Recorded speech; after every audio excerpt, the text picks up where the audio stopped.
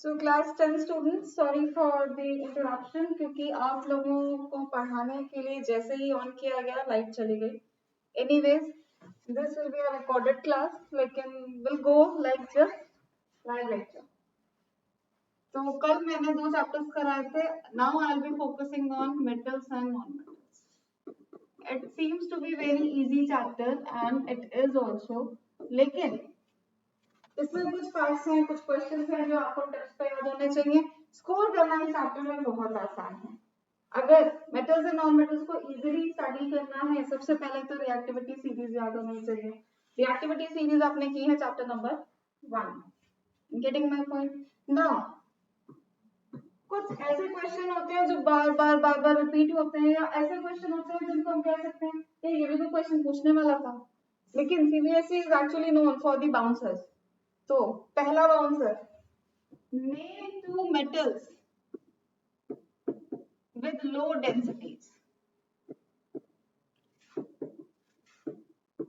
अब ये क्वेश्चन अगर आपको आ गया 1 मार्क में, क्वेश्चन में कुछ भी नहीं है, आपसे सिर्फ 2 मेटल्स के नाम पूछे गए हैं जिनकी डेंसिटी कम है. अब नाम हमें तो डेंसिटी पता ही नहीं है.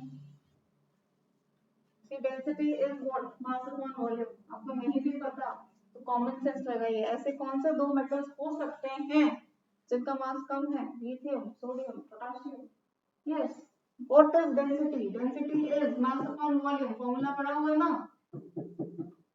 अगर क्वेश्चन का आंसर नहीं भी आता तो हमें एटॉमिक मासेस तो मालूम है. कॉमन सेंस जिंदाबाद. कॉमन सेंस जिंदाबाद. तो मास किसका कम है? लिथियम का कम है, सोडियम का कम है, पोटेशियम का कम है. इनमें से कोई भी 2 मेटल्स का नाम लिख दिया जाएगा.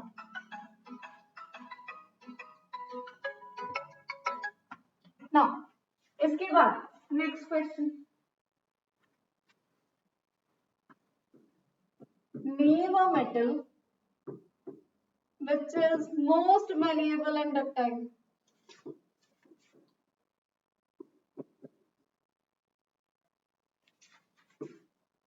Which is most malleable and ductile. सबकी मम्मी का फेवरेट गोल्ड. सबकी मम्मी का फेवरेट गोल्ड, क्योंकि गोल्ड जो है उसी से ऑर्नामेंट्स बनते हैं. ऑर्नामेंट्स बनाने के लिए दोनों ही प्रॉपर्टीज का यूज होता है, मैल्येबिलिटी एंड डक्टिलिटी. हमें शीट्स में भी उसको चेंज करना है और वायर में भी, so that we can actually go for better designs.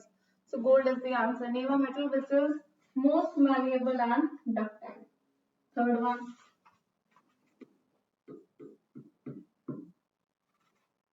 name 2 metals which are neither malleable nor ductile. ये मैम को हो क्या गया? ये अजीब अजीब से क्वेश्चन क्यों पूछ रही है? मैम आपकी तबीयत तो ठीक है? Name 2 metals which are neither malleable nor ductile. Metals हैं ना वो malleable है ना वो ductile है. ऐसे कौन से 2 मेटल्स हैं? Zinc, mercury. Zinc and mercury. Always remember. ठीक है. Name 2 metals which are neither malleable nor ductile. ऐसे मेरे पास बहुत नाम से क्वेश्चन. Name 2 non-metals. इसमें मैम पागल हो गई. Name 2 non-metals which occur in different forms. ऐसे कौन से 2 मेटल्स हैं, 2 नॉन मेटल्स हैं जो डिफरेंट फॉर्म्स में पाए जाते हैं? बहुत दिमाग लगाने के बाद हमने कार्बन पे कम पहुंच गए, क्योंकि कार्बन के एलोट्रॉप्स बहुत हैं. coke is there, coal is there, graphite is there, diamond is there, buckminster, fullerene is there. तो कार्बन तक तो पहुंच गए, जबकि कार्बन का चैप्टर का नाम हमने टेकअप भी नहीं किया था. लेकिन I am talking about non metals और आपके चैप्टर का नाम है मेटल्स एंड नॉन मेटल्स. ठीक है. पहला ऑप्शन तो हो गया कार्बन. सेकंड, फॉस्फोरस का नाम सुना? Red phosphorus, black phosphorus, white phosphorus. तो नेक्स्ट है कार्बन के बाद. तो ये आपको टिप्स पे याद होने चाहिए. ठीक है. 1 मार्क क्वेश्चन जो आपके आउट ऑफ माइंड हो सकते हैं. आगे चलो. अब हम एक्चुअल टॉपिक पे आओ। टॉपिक पे आते हैं तो मेटल्स और नॉन मेटल्स में सबसे पहले जो टॉपिक डिस्कस करते हैं वो होता है आयनिक कंपाउंड्स। अब मैं ये पूछ रही हूँ why ionic compounds are hard, why ionic compounds are hard, क्यों हार्ड? आयनिक कंपाउंड्स बनते हैं by the transference of electrons. एक इलेक्ट्रॉन देता है जिसको बोलते हैं केटायन और एक इलेक्ट्रॉन लेता है जिसको बोलते हैं हम एनायन। तो जब charges are present, particularly opposite charges are present, तो क्या होगा? इलेक्ट्रोस्टैटिक फोर्स ऑफ अट्रैक्शन आएगा and this electrostatic force of attraction leads to the hardness of ionic compounds. This electrostatic force of attraction leads to the hardness of ionic compounds. बहुत simple है। उसके बाद आप लोगों को डेफिनेशन आनी चाहिए मिनरल एंड ओर की। ये डिफेंस में भी पूछा जा सकता है, डेफिनेशन में भी पूछा जा सकता है। मिनरल है वो रॉक जिसमें से कोई भी मेटल हम एक्सट्रैक्ट कर सकते हैं। प्रोबेबिलिटी इज दैट मिनरल बहुत सारे हो सकते हैं, उनमें खाली एक मेटल नहीं बहुत सारे मेटल्स हो सकते हैं। तो मिनरल कोई मेटल स्पेसिफिक रॉक नहीं है, दैट रॉक में कंटेन मेनी मेटल्स, राइट? बस उसमें से वो मिनरल या वो मेटल एक्सट्रैक्ट किया जा सकता है। बट ऐसा मिनरल जिसमें एक पर्टिकुलर मेटल की क्वांटिटी ज्यादा है, यानी उसमें से हम उस मेटल को प्रॉफिटेबली एक्सट्रैक्ट कर सकते हैं, उसको बोला जाता है ओर। उसको बोला जाता है ओर। तो very similar thing mineral and ore, लेकिन आपको पता होना चाहिए। अगर क्वेश्चन पेपर बहुत बेसिक आया then only this question is going to come, otherwise it is not going to come. ठीक है, आगे चलते हैं। उसके बाद एक आता है गैंग, एक आता है स्लैग और एक आता है फ्लक्स। तीन टर्म्स आते हैं, गैंग, स्लैग, फ्लक्स। ठीक है, इसके साथ ही मिलती जुलती आती है एनोड मड। टर्म सारी सुनी होंगी आई होप, लेकिन मतलब क्लियर कट नहीं मालूम होगा। गैंग, गैंग वो इम्प्योरिटीज हैं जिनको हम फिजिकल मेथड्स ऑफ सेपरेशन में अलग कर सकते हैं। Do you know physical methods of separation? Magnetic separation is there, washing is there. तो ऐसी इम्प्योरिटीज जिनको हम फिजिकल मेथड्स के थ्रू सेपरेट आउट कर सकते हैं, they are called as gangue, they are called as gangue. ठीक है, अब स्लैग, स्लैग भी इम्प्योरिटी है in the form of slurry. Slurry क्या होता है? Thick liquid. हम जैसे कहना चाहिए आजकल स्मूदी का फैशन, हेल्थ बनानी है स्मूदी पियो, राइट? तो स्मूदी का जो टेक्सचर है वो स्लैग का टेक्सचर होता है। Slag is thick syrupy material, लेकिन ये इम्प्योरिटी होती है जो कि एक्सट्रैक्शन में निकलती है while doing the reduction. While doing the reduction, याद है रिडक्शन में कार्बन करते हैं मेटल को निकालने के लिए, जब वो 99% प्योर पे आता है, उस वक्त उस स्टेप पर जो इम्प्योरिटीज निकलती हैं in the form of thick slurry, thick syrupy material, उसे बोला जाता है स्लैग। तो lot of difference between gangue and slag, गलती नहीं करनी। थर्ड वाली आती है फ्लक्स। फ्लक्स केमिकल कंपाउंड है जैसे कैल्शियम कार्बोनेट और कैल्शियम ऑक्साइड और इनमें से मैग्नीशियम ऑक्साइड, राइट? यहाँ पर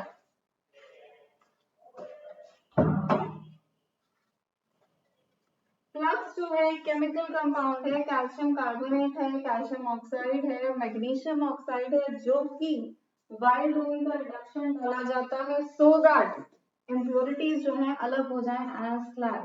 तो फ्लक्स जो है रिडक्शन के टाइम पे अलोंग विद कार्बन डाला जाता है। फ्लक्स मेरे पास या तो कैल्शियम कार्बोनेट होगा या कैल्शियम ऑक्साइड होगा या मैग्नीशियम ऑक्साइड होगा, सो दैट जितनी भी इम्प्योरिटीज हैं वो स्लैग की फॉर्म में सेपरेट आउट हो जाए। तो फ्लक्स जो है वो काम की चीज है। नेक्स्ट आता है एनोड मड। जब हम रिफाइनिंग करते हैं, इलेक्ट्रोलिटिक रिफाइनिंग, उस वक्त एनोड के पास जो इम्प्योरिटीज, एनोड के नीचे कुछ इम्प्योरिटीज सॉल्यूशन में इकट्ठी हो जाती है, कुछ इम्प्योरिटीज एनोड के पास, एनोड के नीचे इकट्ठी हो जाती हैं, उनको बोला जाता है एनोड मड। उनको क्या बोला जाता है? Anode mud. तो आपको इनकी पिन पॉइंट डेफिनेशन भी लर्न करनी है एंड आप लोगों को इनका फाइन डिफरेंस आई होप समझ में आ गया होगा।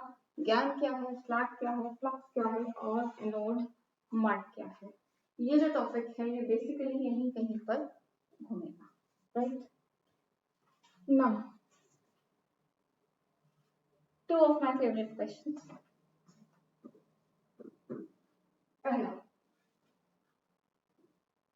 एल्यूमिनियम की रिडक्शन करते हैं हम जब, reduction means to get rid of oxygen, क्योंकि एल्यूमिनियम ऑक्साइड फॉर्म में प्रेजेंट होता है Al2O3।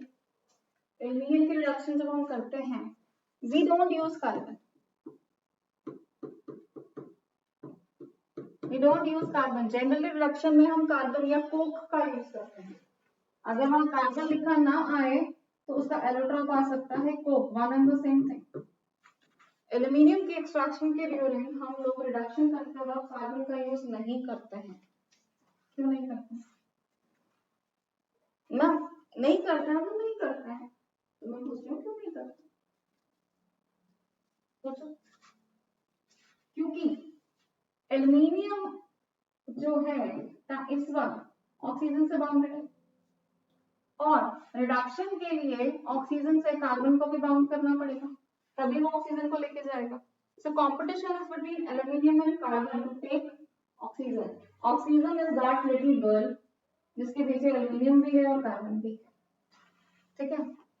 अब कंपटीशन का जमाना है, survival of the fittest. Oxygen को कौन लेके जाएगा? डेफिनेटली एल्यूमिनियम लेके जाएगा, क्योंकि एल्यूमिनियम की एफिनिटी, एल्यूमिनियम का लव ऑक्सीजन के लिए जाता है, तो कार्बन जो है उसको कंप्लीट नहीं कर पाएगा। फाइनली दुल्हनिया कौन लेके जाएगा? एल्यूमिनियम। बी रेडी, ठीक है। तो ये क्वेश्चन आ सकता है कि एल्यूमिनियम, ये वर्ड्स नहीं यूज करना है, बस मैंने समझाने के लिए बोला है। अब टेक्निकल वर्ड्स में कैसे आंसर लिखना है कि एल्यूमिनियम के रिडक्शन के वक्त हम कार्बन का यूज क्यों नहीं करते? Because reduction means removal of oxygen and both aluminium and carbon, they are competing to take oxygen, but aluminium is having more affinity for oxygen, so aluminium forms stable bond with oxygen rather than carbon. So carbon जो है वो reduction cause नहीं कर पाता, और जो चीज काम नहीं कर पाती है उसका यूज नहीं किया जाता है। Clear? This question is important, paper tricky आया तो ये क्वेश्चन आ सकता है, फिर मत कहना कि नहीं पढ़ना। इसी के साथ मिलता जुलता एक क्वेश्चन और, बहुत ही प्यारा क्वेश्चन है। अब मेरे पास रिफाइनिंग कर रही हूं मैं, रिफाइनिंग कह लो, एक्सट्रैक्शन कह लो, किसकी? सोडियम की, पोटेशियम की। रिफाइनिंग करने के लिए भी मेरे पास क्या होगा? ऑक्साइड्स ही होंगे, ठीक है ना। ऑक्साइड्स में रिडक्शन होगी तब जाके मुझे प्योर मेटल मिलेगा, ये मुझे मालूम है। लेकिन यहाँ पर भी हम कार्बन का यूज नहीं करते हैं, हम डायरेक्ट इलेक्ट्रोलाइटिक रिफाइनिंग का जब करते हैं। We don't go for reduction with carbon, even in case of sodium and potassium. Answer similar है लेकिन सेम नहीं। क्या आंसर? सोडियम और potassium both are highly reactive elements, correct? And इनकी जो ऑक्साइड्स हैं they are more stable than your carbon monoxide और carbon dioxide. इनकी ऑक्साइड्स की ज्यादा स्टेबिलिटी है compare to the oxide of carbon.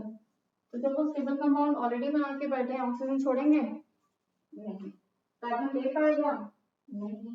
जब कार्बन नहीं ले पाएगा ऑक्सीजन और छोड़ेंगे नहीं, तो कार्बन को यूज करने से कोई फायदा है नहीं। So these two questions are important, इनमें से एक पूछा जा सकता है। एल्यूमिनियम वाले के चांसेस ज्यादा हैं बिकॉज मेरे हिसाब से वो ज्यादा इंपॉर्टेंट है, लेकिन ऑड वन आउट में ये क्वेश्चन भी पूछा जा सकता है। So marks to be very important. तो अभी तक मैंने जितने भी क्वेश्चंस कराए हैं बेसिकली दे आर इंपॉर्टेंट, तुमने उस तरीके से इस चैप्टर को नहीं पढ़ा है। अब थोड़ी सी मस्ती की बात, क्लास बोरिंग नहीं होनी चाहिए कभी भी किसी भी हाल में। अब तुमने एक्सपेरिमेंट तो किया नहीं लैब में, लेकिन स्टिल बताती हूँ। जब हम कैल्शियम को पानी में डिजोल्व करते हैं ना, तो कैल्शियम फ्लोट करता है। जब हम कैल्शियम को पानी में डिजोल्व करते हैं तो कैल्शियम फ्लोट करता है। And sometimes it seems like कि कैल्शियम जो है डांस कर, समटाइम्स इट सीम्स लाइक, क्योंकि बबल बबल बन रहे होते हैं ना, ऐसे ऐसे बुलबुले से उठते हैं, तो मुझे लगता है कैल्शियम के जो एटम्स हैं वो डांस कर रहे हैं, डांसिंग कैल्शियम। क्यों? क्वेश्चन है why does calcium floats on water?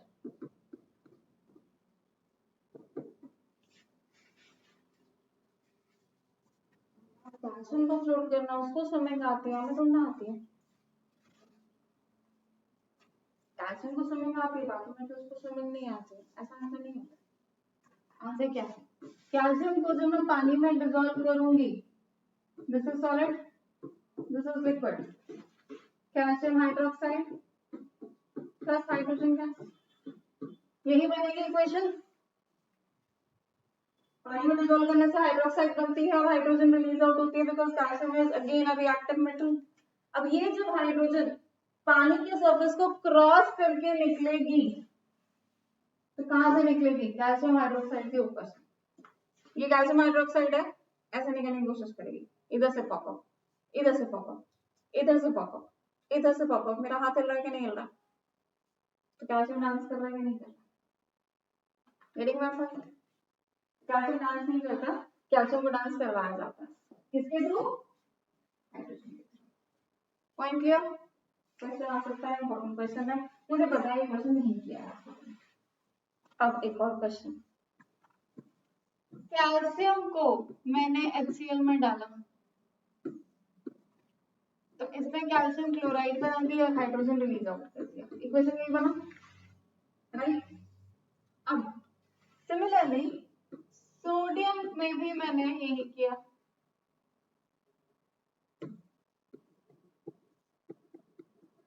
यहाँ पे भी हाइड्रोजन रिलीज आउट हो गया। इट मींस दोनों ही जो मेटल्स हैं they are reactive because both are releasing hydrogen, both are releasing hydrogen. इन क्वेश्चन तो भी शुरू हुआ है, दोनों में हाइड्रोजन रिलीज हो रही है, लेकिन यहाँ पर बर्निंग मैचस्टिक लाऊंगी सोडियम के पास तो आग लग जाएगी, और कैल्शियम के पास लाऊंगी तो कुछ नहीं होगा, क्यों? मैं उसके हाइड्रोजन में खोट है, वो इम्प्योर है। लॉजिक बताओ, सोडियम से निकली हाइड्रोजन तो आग पकड़ लेगी, बिना बर्निंग मैचस्टिक लाए वैसे आग पकड़ लेगी, और कैल्शियम की जो हाइड्रोजन है उसमें कुछ नहीं होगा, फुस बॉम्ब है वो। ऐसा क्यों? हाइड्रोजन में कोट है, इम्प्योर हाइड्रोजन है, क्या प्रॉब्लम क्या? सोचो, ये रिएक्शन तुम लोगों ने पढ़ रखे हैं, मैं तुम्हें कुछ भी याद नहीं है, तुम लोग रट्टा मारने में बिजी हो। कैल्सिनेशन पढ़ लो, रोस्टिंग पढ़ लो, मिनरल ओर का डिफरेंस पढ़ लो, ओर्स के फॉर्मूले याद कर लो, वो तो करने ही करने हैं, ये क्वेश्चंस भी करने हैं।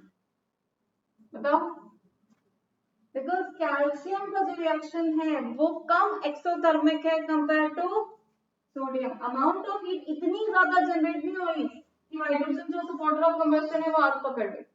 In case of sodium vigorous reaction होता है, इसलिए वहां पर आग पकड़ी जाती है। कॉमन सेंस बेस्ड क्वेश्चन है, ध्यान रखना। सोडियम के केस में बहुत विगरस रिएक्शन होता है, एक्सोथर्मिक रिएक्शन है, वहां पर आग पकड़ी जाएगी। कैल्शियम के केस में एक्सोथर्मिक है, लेकिन इतना एक्सोथर्मिक नहीं है कि वो सपोर्टर ऑफ कंबस्शन को बर्न आउट कर दे। So heat generated is less compare to sodium, although both are exothermic. Next question, questions की तो कमी नहीं है। HCl से मेटल को रिएक्ट करो, हाइड्रोजन रिलीज करता है, सल्फ्यूरिक एसिड से मेटल को रिएक्ट करो, हाइड्रोजन रिलीज करता है, लेकिन when it comes to HNO3 no hydrogen is evolved. भाई क्यों? ये भी तो एसिड का भाई है। HCl से रिएक्ट करो, हाइड्रोजन रिलीज होती है, H2SO4 से रिएक्ट करो, हाइड्रोजन रिलीज होती है, but when it comes to HNO3 no hydrogen is being released. भाई अगेन मैं आपका क्या क्यों कैसे पीछा नहीं छोड़ता। We are tired of your questions. हम कितना भी पढ़ लें आपको एक क्वेश्चन मिल ही जाता है दुखी करने के लिए। आंसर दो। अगर आपको याद हो मैंने बताया था HNO3 को हम ऑक्सीडाइजिंग एजेंट कहते हैं। हाइड्रोजन बेटा ये भी रिलीज करता है, लेकिन ऑक्सीडाइजिंग होने की वजह से ये जो हाइड्रोजन रिलीज हुई है ये वाटर में चेंज हो जाती है। ऑक्सीडाइजिंग होने की वजह से जो हाइड्रोजन रिलीज आउट हुई है वो भी वाटर में चेंज हो जाती है। एंड ये जो बचा नाइट्रेट है ना, it changes to either NO और NO। तो आपको लगता है कि हाइड्रोजन रिलीज आउट नहीं हुई है, जबकि ऐसा नहीं। Being strong oxidising agent, hydrogen release होकर वाटर में चेंज हो जाती है, एडिशन ऑफ ऑक्सीजन हो जाता है।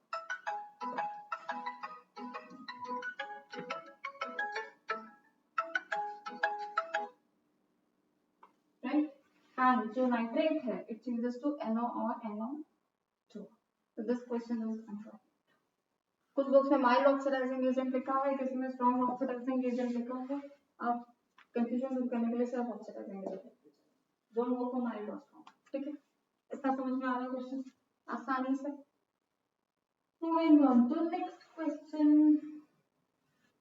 मेटल्स एंड नॉन मेटल्स की बात कर रहे हैं। मेटल्स एंड नॉन मेटल्स के और क्वेश्चंस की बात करूं। हाँ, एनोडाइजिंग क्या होता है, पढ़ा है टर्म, इतने टर्म पूछ रहा हूं। एनोडाइजिंग क्या होता है?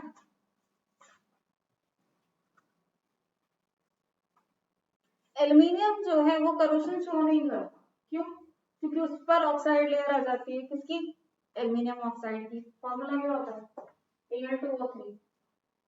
एल्युमिनियम के जितने भी यूटेंसिल्स हैं, जितने भी आप लोगों के ऑब्जेक्ट्स हैं, they never get corroded. Aluminium की शेल्फ लाइफ ज्यादा होती है। क्यों? क्योंकि एल्युमिनियम के ऊपर एक पतली सी लेयर आ जाती है एल्युमिनियम ऑक्साइड की, जो उसको फर्दर करोशन से बचाती है। अब इसी प्रॉपर्टी को मैंने प्रॉफिटेबली एक्सप्लॉइट किया है। क्या किया है? प्रॉफिटेबली एक्सप्लॉइट किया है। अब वो जो थिन लेयर बनती है ना, उसको हम डेलिबरेटली थिक लेयर में कन्वर्ट करते हैं। जो थिन लेयर बनती है उसको डेलिबरेटली आर्टिफिशियली थिक लेयर में कन्वर्ट करते हैं। हम इलेक्ट्रोलाइटिक रिफाइनिंग के प्रोसेस से एल्युमिनियम रिलीज आउट करते हैं। उस एल्युमिनियम को ऑक्सीजन से, एयर के ऑक्सीजन से रिएक्ट होने देते हैं और ऑक्साइड लेयर को थिन से थिक करते चले जाते हैं। एंड जब वो रिक्वायर्ड थिकनेस ले लेती है तो हम उस कोटेड मटेरियल को सेपरेट आउट कर देते हैं। उस प्रोसेस को कहा जाता है एनोडाइजिंग।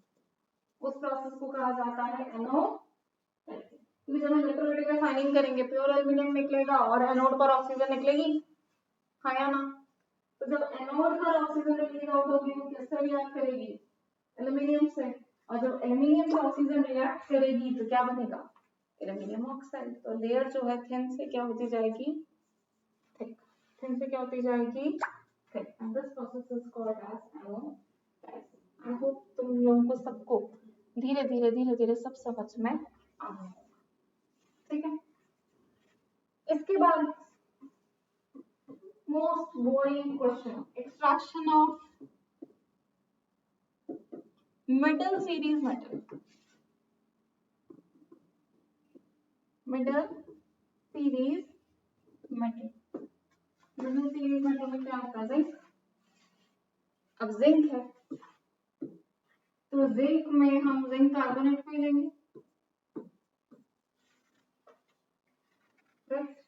के दो होते हैं, जिंक कार्बोनेट भी होता है और जिंक सल्फाइड भी होता है। लेकिन मिडल सीरीज को हम ज्यादातर कार्बोनेट और में यूज करते हैं। रोस्टिंग होती है कि कैल्सिनेशन होगा यहाँ पे?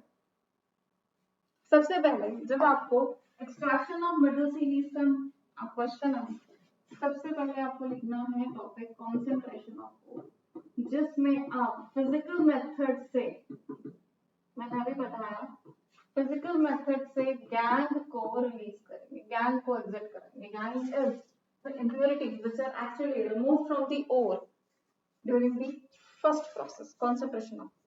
उसके बाद आप जिंक कार्बोनेट को in the absence of heat करेंगे to give you zinc oxide plus CO2। Roasting है कैल्सिनेशन? रोस्टिंग है calcination? absence of heat, calcination. उसके बाद इस जिंक ऑक्साइड की रिडक्शन की जाएगी यूजिंग कार्बन। तो this will B Zn plus CO। And last में इसकी रिफाइनिंग की जाएगी।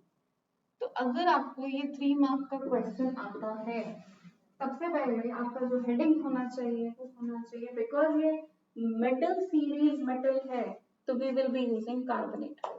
कौन सा और यूज करेंगे हम? Zinc carbonate. Getting my point? First. Second, first process of extraction is concentration of ore, जिसमें गैंग को रिमूव किया जाता है। तो पहला हेडिंग वही होगा, एंड आप गैंग को एक्सप्लेन करते हो उसका रिमूवल शो करेंगे। सेकेंड पॉइंट में you will be doing calcination because it's a carbonate ore, मुझे इसमें से कार्बन डाइऑक्साइड को रिलीज आउट करना है। तो सेकेंड जो प्रोसेस है वो कैल्सिनेशन होगा। Third would be reduction with carbon and fourth would be electrolytic refining. And electrolytic refining का डायग्राम आपको जरूर बनाना है, then only you are going to get 3 marks for this particular question. ये मत कहना कि हमें नहीं आता, ठीक है? इतना क्लियर? चलिए आगे। Okay, name an alloy. अभी एक बोरिंग क्वेश्चन क्या आ रहे हैं, लेकिन अचानक से क्लिक हुआ क्योंकि मेरा ध्यान जो है कई जगह चलता है। Name an alloy which is used to weld electric wire, which is used to weld electric wire. Solder. Answer है solder, lead and tin. Soldering is lead and tin. तो ये क्वेश्चन ओके, इसके साथ एक और, name an alloy used to make aircraft body. Aircraft बनाने में हम किसका यूज करते हैं? एयरक्राफ्ट कौन से कलर का होता है? सिल्वर। वो रंग आते बाद में पेंट कर दिया जाता है, रेड एंड व्हाइट हो जाता है, रेड एंड ब्लू हो जाता है, ठीक है? एयरक्राफ्ट बेसिकली सिल्वर कलर का होता है। एयरक्राफ्ट बनाने के लिए हम एल्युमिनियम का अलॉय लेते हैं जिसको हम बोलते हैं ड्यूराल्यूमिन। नाम याद होना चाहिए, ड्यूराल्यूमिन, DURALUMIN, ड्यूराल्यूमिन, भूलना नहीं। आगे ड्यूराल्यूमिन देखोगे आप। Composition of brass,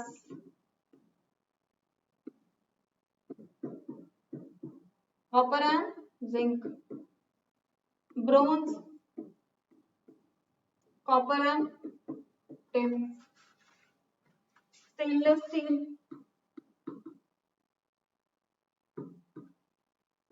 iron plus chromium plus nickel, iron plus chromium plus nickel,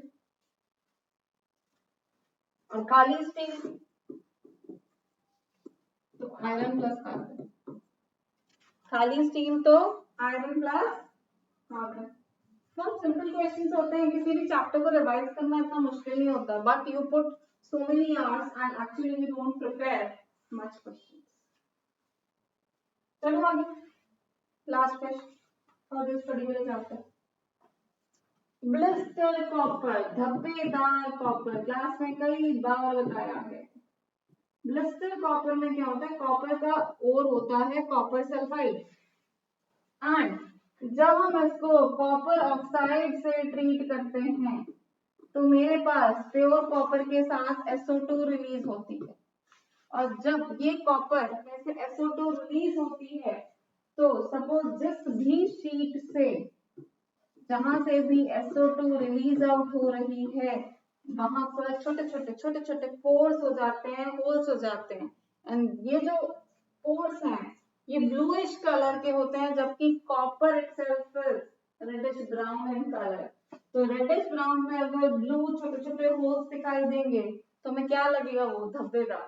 तो we call this as blister copper, ऐसे कॉपर जिसको स्मॉल पॉक्स या चिकन पॉक्स हो गया, इसको ब्लिस्टर कॉपर कहते हैं। And basically this particular reaction is example of auto reduction. वहां पे ये भी आ सकता है, give one example of auto reduction in this particular reaction.